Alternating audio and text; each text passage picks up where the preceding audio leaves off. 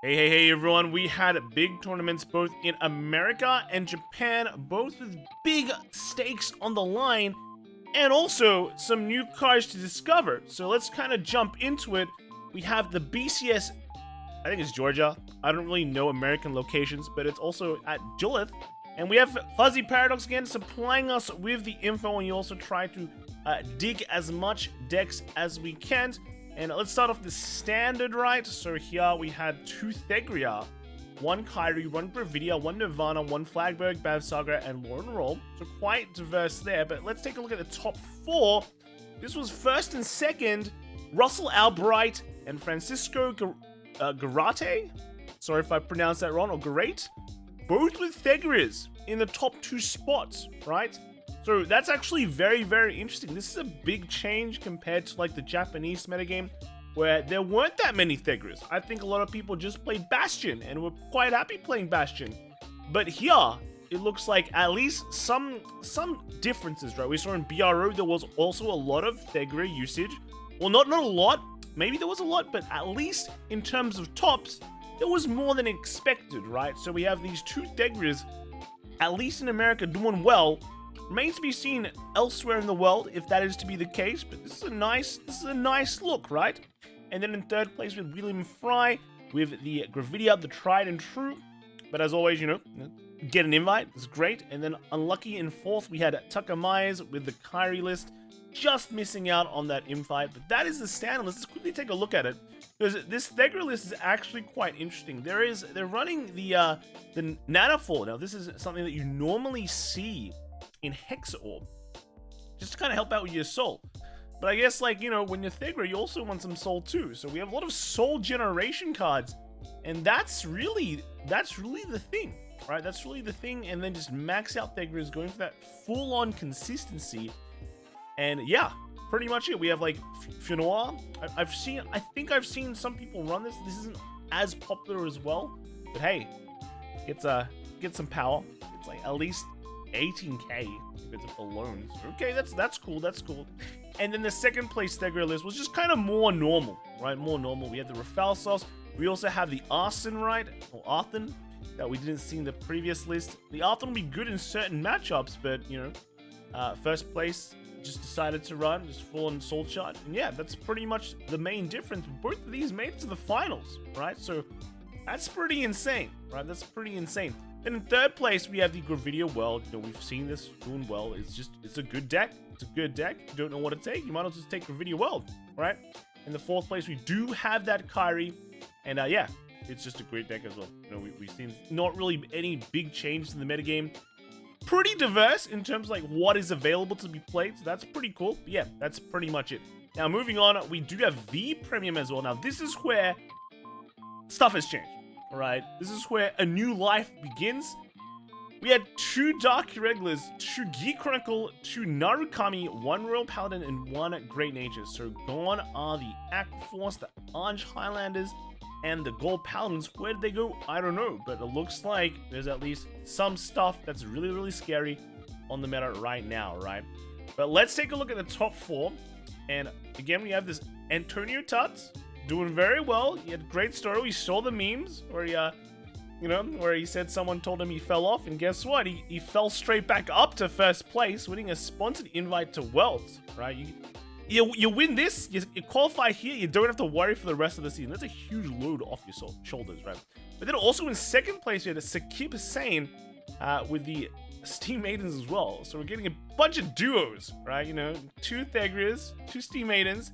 And third place, we got James Lewis with the Leopold Reverse list. So very, very cool. All new. Pretty much all new. And then in fourth place, we got Lloyd Judah Brown with the Vanquisher list. And yeah, kind of unlucky, right? A bit unlucky, missing out. But hey, it is what it is, right? But let's kind of take a look at these lists, right? So again, first place, we got the Steam Maidens. Just a very, very strong deck. Ever since the buff, we saw that week, especially in Japan, where Steam Maidens was the thing, right? It was the thing.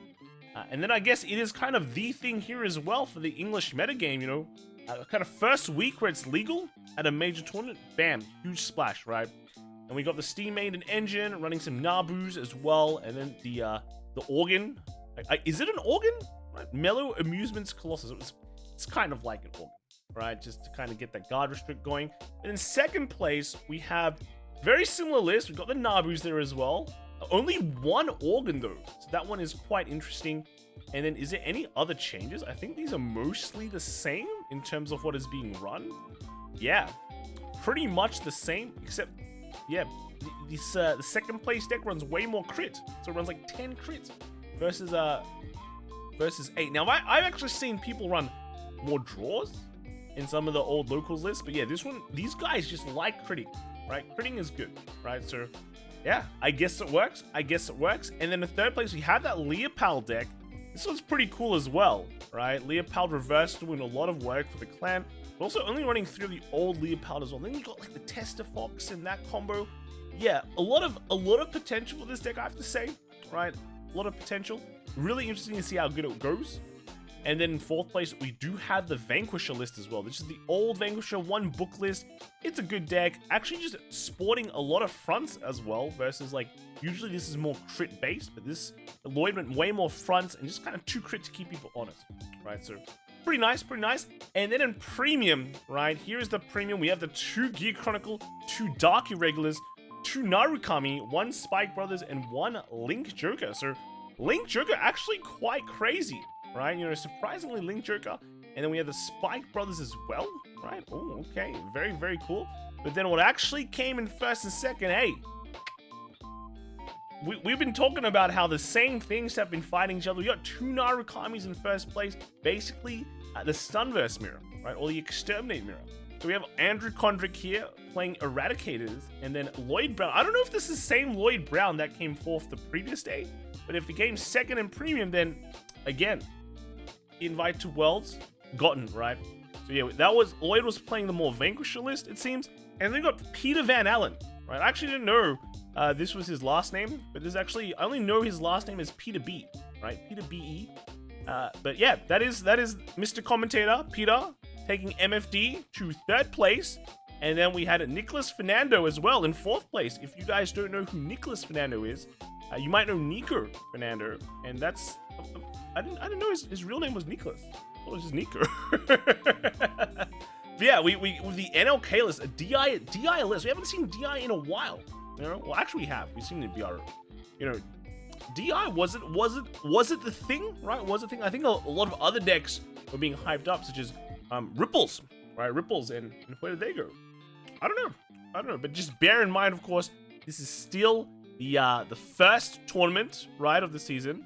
So there could be a lot more. But let's kind of just jump into the few decks that I was able to find, right? Now, we always got to start off with first place. We've got that Eradicator list here, but boy, there is a lot of grade 3s here, you know? We've got the four Vowing Reverse, but then we've got the 2 Descendants, 2 Dungaree, and 2 Vowing Sword as well. So that is a grand total of 10 grade 3s. But then we see that he's running the Eradicator, a Superior Ride engine to get into Descendant, right? So it's quite cool, you know, just high roll your opponents, get good, get high, and stride while they're on grade 2, and then just pop them, right? And then this we got the damage increaser, right? So, you know, always hitting, always getting what you want to be, you know, stun versing your opponent. You can also eradicate just everything, a bit of everything, right? So pretty cool. And then just the kind of G zone, right? You know, Stunverse, Eradicator, Swappity Swap. Let's kind of go. But yeah, very nice list. And then we also have the fourth place list. So we've got Nico. Unfortunately, couldn't find the second or third place list. But I think if you guys, you know, just think about it. You know, it's a Vanquisher list. What could it be? And then it's like an MFD list. What could it be, right? Here's the DI list. This DI list is quite interesting, right? So, you know, 2 Rhodias. You know, 4 NLKs, of course, that's your main thing, right? Then 2 Barrow Magnus, 2 Hope Undum, right? That's your kill engine and all that. And then this is pretty similar. I guess it reminds me of Nodo's list from BRO. It's just probably more refined, right? A few more times, more testing, you know, to go into it. So yeah, overall, you know, DI just showing up that they've been still performing, right? Even though they lost Castile Diamond Ass, right? But hey, what's to stop DI from just doing DI things? Not much, right? Not much. So good to see that this is coming. Well, is it good? Is it good to see DI back? Right? DI is pretty DI is pretty, how do you say it? Toxic? Is it toxic? I don't know. It's pretty scary, but DI always finds a way back. Congratulations, Nico as well, coming in 4th place, or just missed out.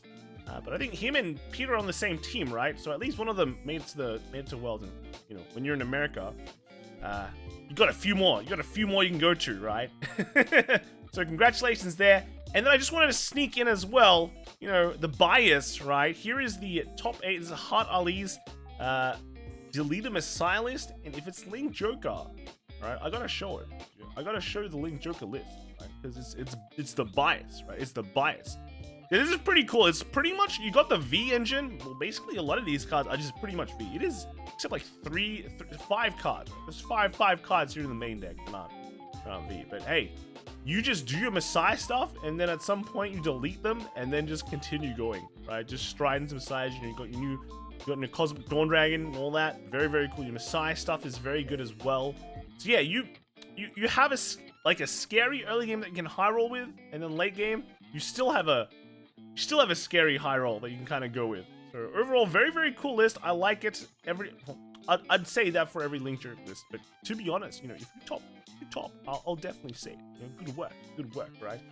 But yeah, that is all the that is kind of all the lists I'm gonna show off today, right? Again, if you have more lists that you want to show off, we do VG top decks on Thursdays, and we read the comments, right? We read the comments. It is the vibe. Right? It is the vibing session. It is the discussion. It's the talk of the event. So I think there'll definitely be more there, especially ones that didn't top. This is all business. The business section, right? We go through the list quickly, but Thursday, that's the fun and interactive section. So go check that out for more lists in the future. But let's look at Japan. Right, so let's look at Japan. Japan had a big tournament. We had WGP Nagoya, otherwise known as the Vanguard World Grand Prix Deluxe Edition. Right? If you've been watching the anime, which I surely have, you'll know that there is that tournament going on, tournament arc, and this is the real life tournament arc.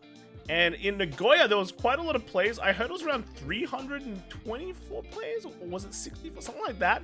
But they had to split between 2 blocks, all right, Block A and Block B.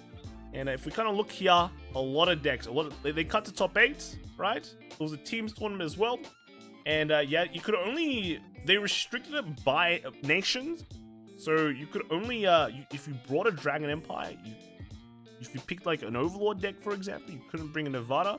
And that actually, you know, is kind of important. There is also something else that's kind of important. I'll kind of get into it later. Let's kind of go through all the lists first.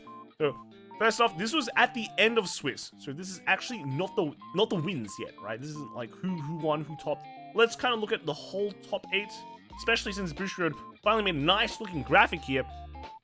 So in Swiss, we had, you know, Yaro team with like Seraph, Overlord, and Bastion. I do have to point out as well that, you know, when it comes to like the Dragon Empire slot, Overlord is a big pick over like Nirvana. You have to pick between Nirvana and Overlord, so pretty huge. Second place was a Gravidia, Flagberg, and Bav Saga. So very unique lineup there again, right? We've been talking about that pick between Overlord and Nirvana, but look at the switch up. It's a Bav Saga, and there is a very, very important thing on why you take that as well. And then the Flagberg, usually we say, you know, Flagberg, hey, you know, it's a cool deck, but in Japan, it's the real deal. We have that PR. And then you might say Gravidia is a surefire pick for a brand gate pick, right? But again, there are a lot of brand gate choices that are very, very scary. I think there is no wrong brand gate pick. That's the scary thing. You might think Orphis is the wrong one, but with the new set 6 support, Orphis is scary. Orphis is actually quite a relevant ride line, right? But then let's look at third place. This is Harapin Fighters, and you might know who this team is. Look at this, Yuki Aiton, and who's this DF guy? Wow, who could he be? Right, but they brought Overlord, Kyrie, and Ava, right? So again, no wrong brand gate picks, and DF has been saying, you know, he's like X0 right now, right? With Ava, just totally. I've been talking to him. He's been working real hard, and you know, as they say, if you work hard, you get tops. That's it. Work hard, get tops, right? And then in fourth place, we had a Bruce. This is like a grade 3 Bruce with Overlord and Overlord, right? Double Overlord team. And then again, in 5th, we had a Youthberg line, Gravidia and Nirvana. 6th, we had Flagberg, Nirvana, and Kyrie. 7th, we had Nirvana, Flagberg, and Seraph. And then in 8th place, we had Bruce, Shaman King, and Kyrie. And then in Block B, right, it doesn't end there. We had 2 blocks, remember. We had, at the end of Swiss, we had a Shaman King, Kyrie, and Gravidia. Then in 2nd, we had Nirvana, Bastion, and Seraph. 3rd, we had Overlord, Gravidia, and Kyrie. And then 4th, we had Flagberg, Orphist, right? Again, Orphist. And then we had Overlord there. And then in 5th, we had Flagberg, Bruce, Nirvana. 6th, we had Bastion, Baru Magnus, and Bavsagra.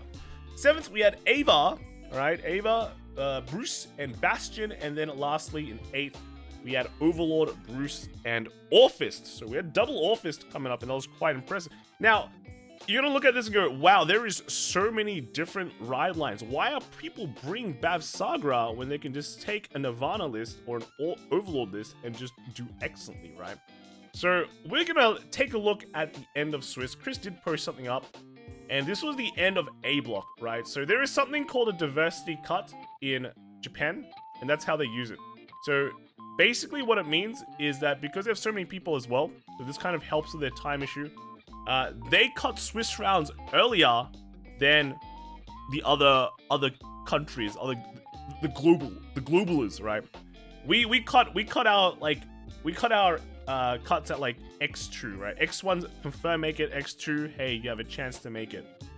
In Japan, it's much more brutal. You have to X0 to confirm you make it.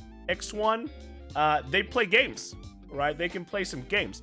Now, the diversity cut basically means that if you brought a ride line that is not brought by the X0 guys, you have a higher priority to make it in, right? And if you look carefully here, right, you can see this is DF's block, right? You see he was X0 and he had a bunch of X0, 4 X0 people, and they automatically made him in. No matter what you brought, doesn't matter. But hey, look at 5th place, right? Why did 5th place make it? They were actually ranked 12 among 12th, right? And they only pick out of X1. They only pick out of X1s. But they ranked 12th out of the X1s. That's pretty low, right? That's pretty low when it comes to, like, you know, they probably had really bad tiebreakers. If you look at the 0.47%, they did. But guess what? Their weighting was only 1 because they brought two ride lines that weren't in the top 4, right? That weren't in the X-Series, basically. So if you look at this one, Youthberg, no one brought a Youthberg, right?